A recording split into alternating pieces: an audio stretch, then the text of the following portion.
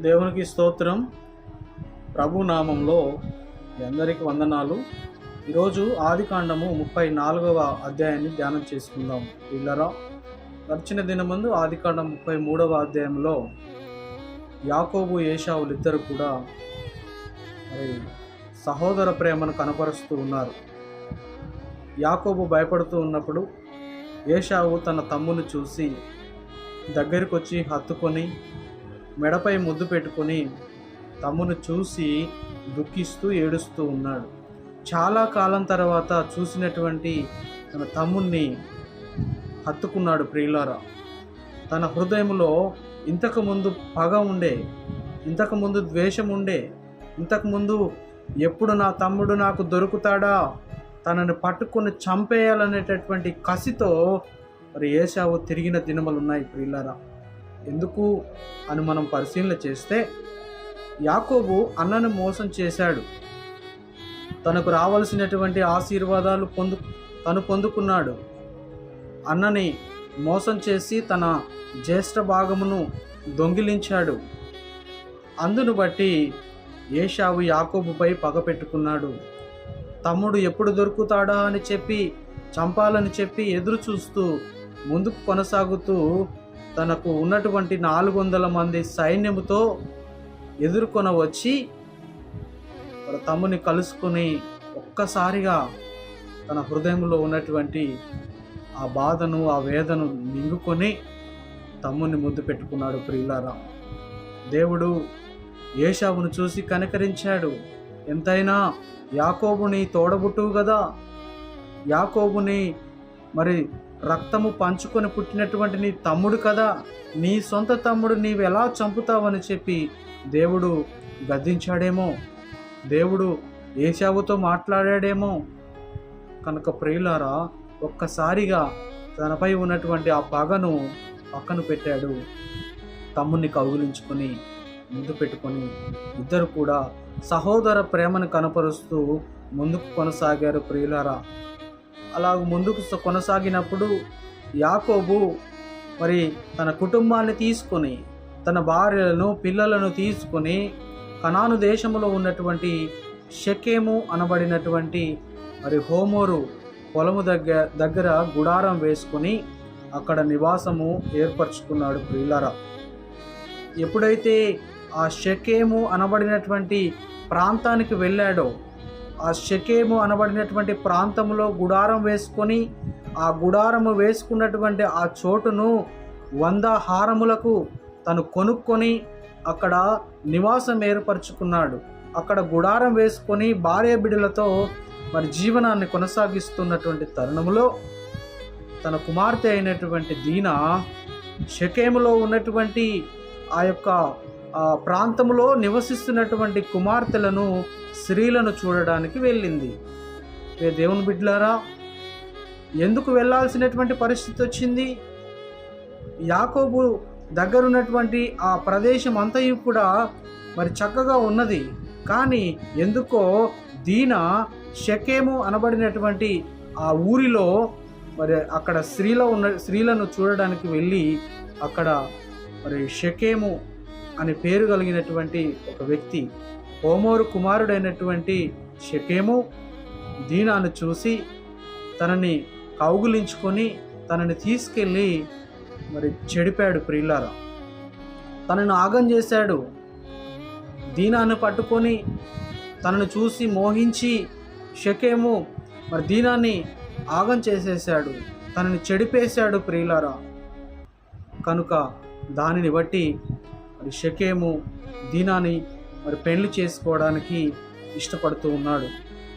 దీనాని మరి వివాహం చేసుకోవడానికి తన తండ్రితో చెప్తూ ఉన్నాడు, తండ్రి గారు, ఈ యొక్క స్త్రీ నాకు బహుగా నచ్చినది, ఈమె మాత్రమే నాకు కావాలి, ఇంకెవ్వరు అవసరం లేదు, ఏ స్త్రీని నేను వివాహం చేసుకోను, దీనాను తప్ప ఈ యొక్క ప్రాంతంలో ఉన్నటువంటి ఏ స్త్రీ నాకు అవసరం లేదు అని చెప్పి తన నాన్న అయినటువంటి హోమోరుతో తన విషయాలన్నీ కూడా పంచుకుంటూ ఉన్నాడు. తన కుమారుడైనటువంటి షెకెము మాట కాదనలేక హోమోరు మరి యాకోబు దగ్గరికి వచ్చి మాట్లాడుతూ ఉన్నాడు. నా కుమారుడు నీ కుమార్తె అయినటువంటి దీనాని ప్రేమిస్తూ ఉన్నాడు, దీనాని వివాహం చేసుకోవాలని మరి ఆశపడుతూ ఉన్నాడు. యాకోబు, నీ కుమార్తెని నా కుమారునికిచ్చి వివాహం చేస్తావా, పెళ్లి చేస్తావా? నీకు ఏమి కావాలన్నా నేను ఇస్తాను. మీరు ఏది అడుగుతారో కట్నముగా అడగండి, మేము ఇస్తాం. ఆ యొక్క సమయంలో దీనాని మరి చేసుకోవడానికి ఓమోరు ఎదురు కట్నం ఇచ్చి మరి దక్కించుకోవాలని చూస్తున్నాడు. తన కుమారునికి ఇచ్చి పెళ్లి చేయాలని చూస్తూ ఉన్నాడు. యాకోబు దగ్గరికి వచ్చి మాట్లాడుతూ ఉన్నప్పుడు మరి యాకోబు మరి యొక్క కుమారులు మరి ఈ విధంగా మాట్లాడుతూ ఉన్నాడు. ప్రియులారా, సున్నతి పొందనటువంటి వ్యక్తులకు మరి మేమేమాత్రం కూడా మా యొక్క సహోదరునిచ్చి వివాహం చేయము.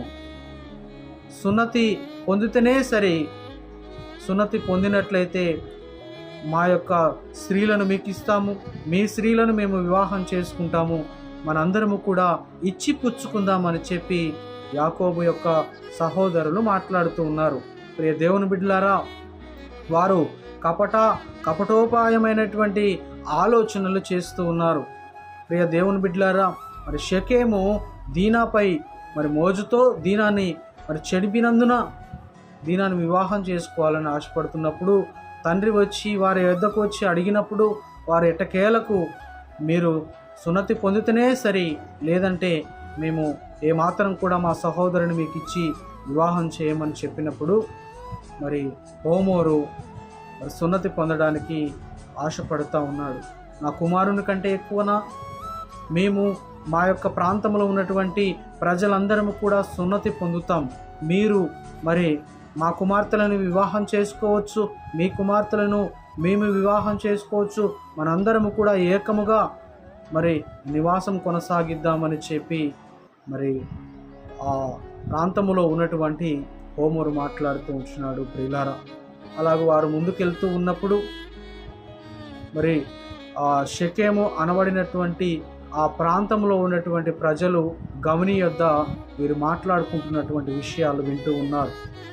హోమోరు వెళ్ళి ఆ ప్రాంతపు ప్రజలతో మాట్లాడుతూ ఉన్నాడు. యాకోబు సంతతి మన దగ్గర ఉంది, మన దగ్గర వారు గుడారం వేసుకొని ఉన్నారు, వారి స్త్రీలను మనం వివాహం చేసుకోవాలి, మరి మన స్త్రీలను వారికి ఇవ్వాలనంటే వారు ఒక కండిషన్ పెట్టారు, సున్నతి పొందాలి. ప్రతి ఒక్క మనుష్యుడు మరి సున్నతి పొందితేనే సరి, లేదంటే మేము మా యొక్క స్త్రీలను మీకు ఇవ్వము, మీ స్త్రీలు మాకు అవసరం లేదని వారు తేల్చి చెప్పేశారు అని చెప్పి మరి హోమోరు ఆ ప్రాంతంలో నివసిస్తున్నటువంటి వారందరితో కూడా మాట్లాడాడు. అప్పుడు యాకోబు మరి ఆస్తి మనదవుతుంది, యాకోబుకున్నటువంటి సమస్తము కూడా మనమైపోతాయి అని చెప్పి తనకున్నటువంటి గాడిదలు, పశువులు, గొర్రెలు, తనకున్నటువంటి యావదాస్తి కూడా మనదైపోతుంది కదా అని చెప్పి హోమోరు ఆశపడి మరి ఆ ప్రాంత ప్రజలతో చెప్పినప్పుడు వారందరూ కూడా మరి సున్నతి పొందడానికి ఇష్టపడ్డాడు. ప్రియులారా, వారందరూ కూడా సున్నతి చేయించుకొని మరి యాకోబు సంతతి వారి వలె ఉండడానికి ఇష్టపడుతూ ఉన్నారు. ఎటకేలకు వారు సున్నతి పొందడానికి ఒప్పుకున్నారు. వారు ఒప్పుకొని ఆ దినమందే అందరూ కూడా మరి సున్నతి పొందినట్లుగా లేఖనాలలో మనం గమనిస్తాం. ప్రియ దేవుని బిడ్డలారా, ఇదంతయు కూడా మరి షెకెము దీనాని వివాహం చేసుకున్నట కొరకు ఇదంతయు కూడా జరుగుతూ ఉంది. వారెటకేలకు సున్నతి పొంది మరి ముందుకెళ్తున్నటువంటి సమయంలో 3వ దినమున మరి యాకోబు కుమారులైనటువంటి మరి లేవికి, షిమ్యోనుకు తెలుపబడింది. వారు కపటోపాయము చేస్తూ ఉన్నారు. వారు షెకెము ప్రాంతములో ఉన్నటువంటి హోమోరును మరి హోమోరు కుమారుడైనటువంటి షెకెమును అందరినీ ఆ ఊరిలో ఉన్నటువంటి వారిని మరి వారు దక్కించుకోవాలని చూస్తూ ఉన్నారు, వారి వశము చేసుకోవాలని చూస్తూ ఉన్నారు. వారు ఆలోచన చేసి కత్తి తీసుకొని వారిద్దరూ ఆ యొక్క షెకెము ప్రాంతముపై పడి వారిని అనగా షెకెమును హోమోరును ఒక దినమందే చంపివేసి ఆ ఊరిలో నివసిస్తున్న వారందరినీ కూడా స్త్రీలను వారి వశం చేసుకొని ఆ ఊరిపై పడి ఆ ఊరిలో ఉన్నటువంటి పొలములను అలాగే ఆస్తిని సమస్తమును వారు దోసుకొని వారు తీసుకున్నారు ప్రియులారా. ఇదెక్కడి మరి పరిస్థితి మనం ఒకసారి గమనిస్తే, తన చెల్లె అయినటువంటి దీనా షెకెము చేత చెడపబడింది. ఆ యొక్క షెకెములో ఉన్నటువంటి ప్రజలందరూ కూడా మరి భయంకరమైనటువంటి ప్రజలు, కామముతో మరి చూస్తున్నటువంటి వారు, కామముతో మరి భయంకరమైనటువంటి పాపము చేస్తున్నటువంటి వారు అని గమనించినటువంటి షిమియోను, లేవి కత్తి తీసుకుని ఆ ఊరిపై పడి అప్పుడే షెకెమును తండ్రి అయినటువంటి హోమరును చంపేశారు. ఆ ఊరిలో ఉన్నటువంటి స్త్రీలందరినీ కూడా ఎత్తుకొచ్చి వీరు వశం చేసుకున్నారు ప్రియులారా. అలాగూ చేసుకొని మరి అది చూసినప్పుడు, అది గమనించినటువంటి యాకోబు, మీరు నన్ను మరి అవమానపరుస్తూ ఉన్నారు, మీరు నన్ను మరి అవమానపరుస్తూ ఉన్నారు. ఈ దేశంలో మనము గుడారం వేసుకొని పరదేశముగా వచ్చి ఉన్నాము కదా, ఎందుకు ఈ పని చేస్తూ ఉన్నారు, నన్ను ఎందుకు మోసం చేస్తూ ఉన్నారు అని చెప్పి కుమారులతో మాట్లాడుతూ ఉన్నారు. కుమారులతో మాట్లాడినప్పుడు, నా యొక్క సహోదరైనటువంటి దీనాను వేశ్యవలే చెరిపివేసి ఉన్నారు, అందును బట్టి మేము ఈ యొక్క ప్రాంతంలో ఉన్నటువంటి వారిని, మరి ఈ యొక్క పని చేసినటువంటి వారిని మేము చంపివేశామని చెప్పి కుమారులు మరి చెప్పి ఉన్నారు ప్రియులారా. అలాగూ షెకెము అనబడినటువంటి ప్రాంతంలో దీనా చెరపబడింది. మరి దీనాని వివాహము చేసుకోవాలని చూసినటువంటి షెకెము, తన తండ్రి అయినటువంటి హోమరు కూడా మరి లేవి, షిమ్యోనుతో చంపబడ్డారు ప్రియులారా. వారి చేతిలో హతమైపోయారు. అది చూసినటువంటి యాకోబు గమనించి మరి ఆయన బాధపడుతూ ఉన్నాడు. మీరు నాకు అవమానాన్ని తీసుకొస్తారా? మనము ఉన్నది కొద్ది జనమే కదా, ఆ ఊరి ప్రజలందరూ మన మీద పడి నన్నును మిమ్మలను చంపివేస్తే పరిస్థితి ఏమిటి? మనం ఎటుపోతాము, మనం ఏమైపోతాము అని చెప్పి కుమారులతో మాట్లాడుతూ ఉన్నాడు యాకోబు. అలా మాట్లాడినప్పుడు వారు ఎంత మాత్రము కూడా ఓర్చుకోలేకపోయారు, జీర్ణించుకోలేకపోయారు. నా సహోదరిని మోహించి పట్టుకొని ఒక వేశ్యతో వ్యభిచారం చేసినట్లు నా యొక్క సహోదరుడి ఎడల అలాగూ చేశారు, చేయబట్టే నేను వారిని చంపివేశాము, మేము వారి మీద పడి చంపివేశాము అని చెప్పి తండ్రితో బదులు పలుకుతూ ఉన్నారు కుమారులైనటువంటి షిమియోను, లేవీలు. ప్రియ దేవుని బిడ్డలారా, దీని అంతటికి గల కారణం ఏంటి?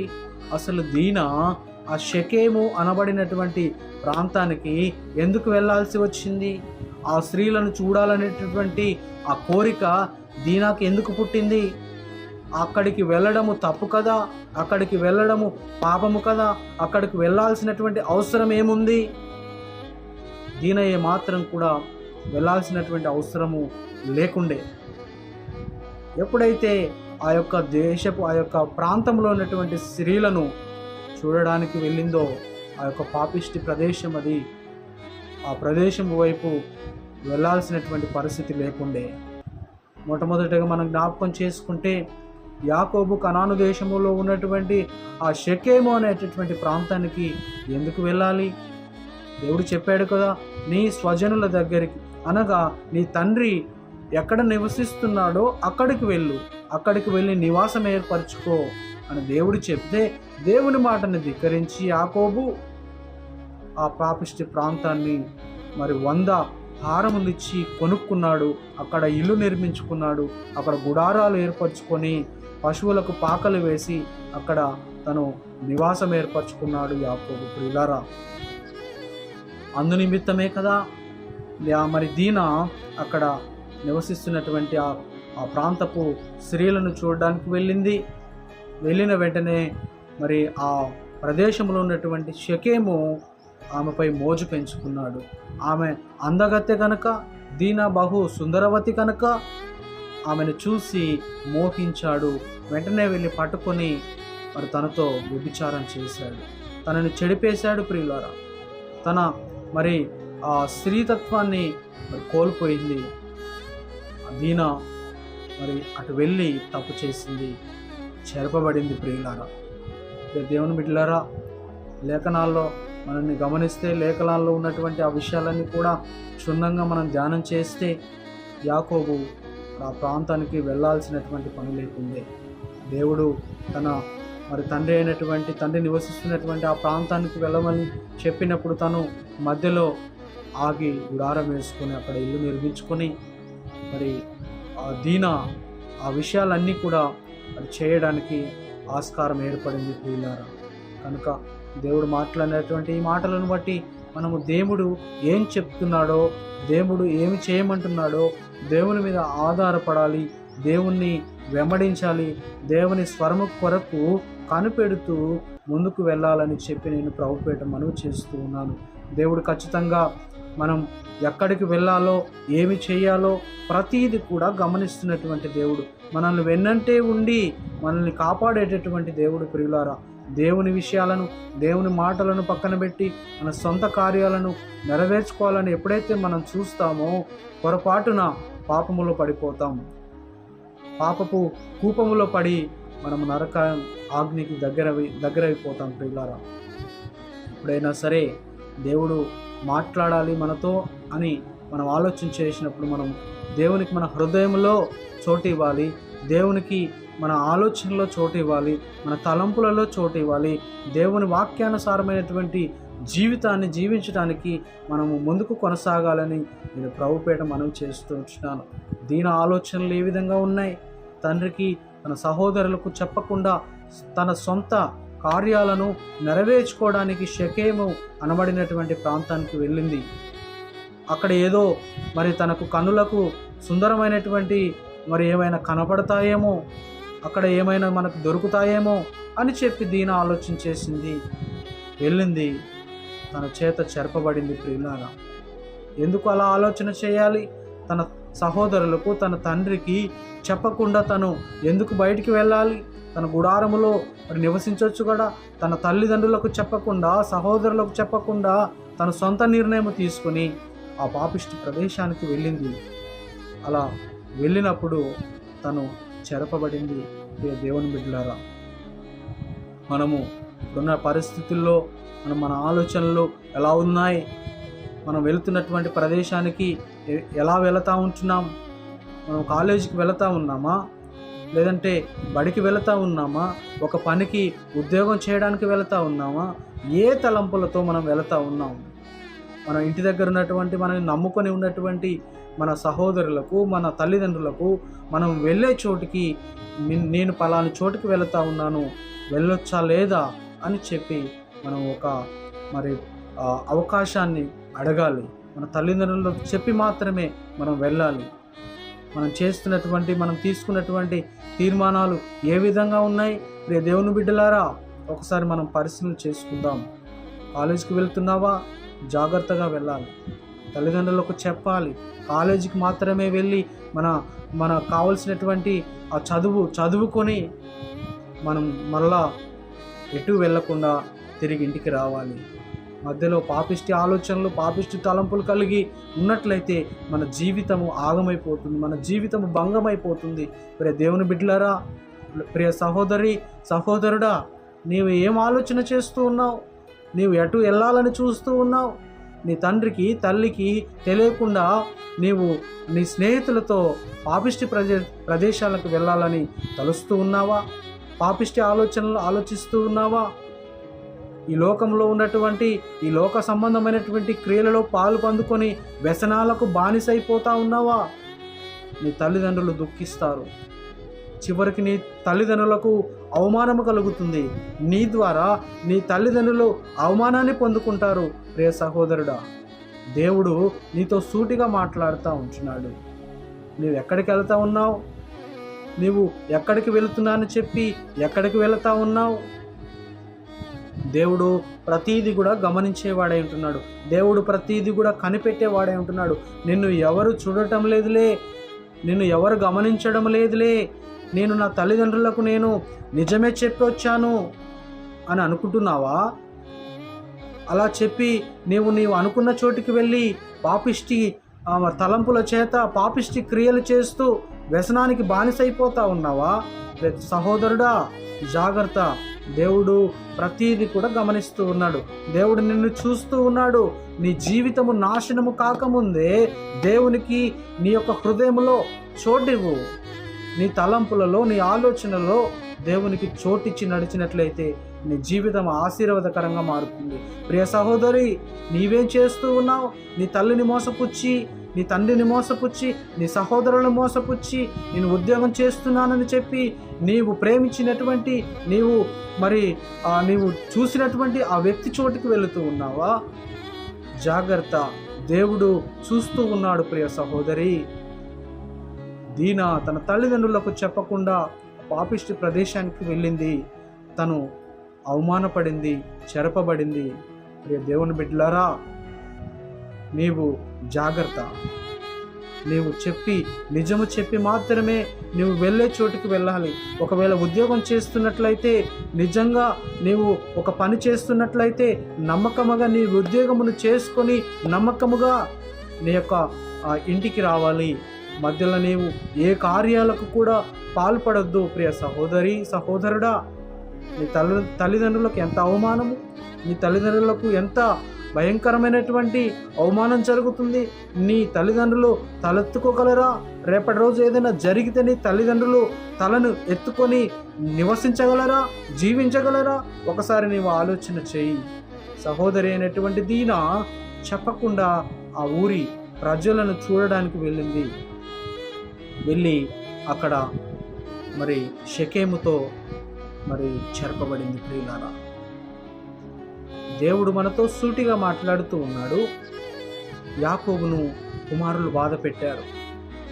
తను చెరిపినటువంటి ఇద్దరిని చంపి ఆ గ్రామములో ఉన్నటువంటి స్త్రీలను అందరినీ కూడా ఎత్తుకొని అక్కడ ఉన్నటువంటి ఆ ఆస్తులను, పొలములను అన్నీ కూడా దోసుకొని వచ్చి యాకోబును బాధ పెడుతూ ఉన్నారు. ఈ పాతకము మీరు ఎలా చేస్తూ ఉన్నారు, ఎందుకు చేస్తూ ఉన్నారు అని చెప్పి యాకోబు ఏడుస్తూ ఉన్నాడు. కనుక ప్రియ దేవుని బిడ్డలారా, దేవుడు మనతో మాట్లాడుతూ ఉన్నాడు, దేవుడు మనల్ని గమనిస్తూ ఉన్నాడని చెప్పి మనం ఈ ఉదయకాల సమయంలో ముందుకు కొనసాగుదాము. దేవుని వాక్యానుసారమైనటువంటి జీవితాన్ని జీవించడానికి తీర్మానం తీసుకొని ముందుకు వెళ్ళాల్సిందిగా నేను ప్రభు పేరట మనవి చేస్తూ ఈ నా కొద్ది మాటలు ముగిస్తా ఉన్నాను. దేవుని నామానికి మహిమ కలుగును గాక. ఆమేన్, ఆమేన్, ఆమేన్.